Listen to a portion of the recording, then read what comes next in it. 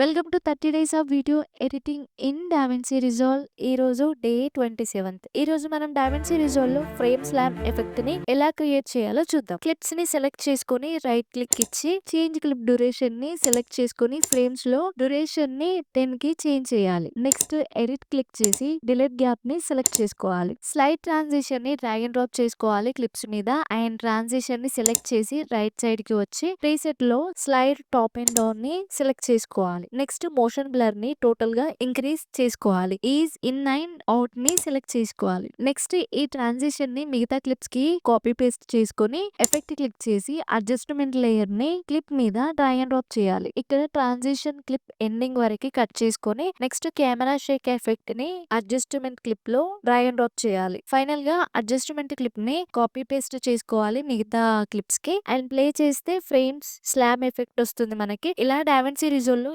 ఈజీగా చేసుకోవచ్చు. Next class లో కలుద్దాం. నెక్స్ట్ క్లాస్ మిస్ అవ్వకుండా ఉండాలి అంటే మన ఛానల్ ని సబ్స్క్రైబ్ చేసి పెట్టుకోండి.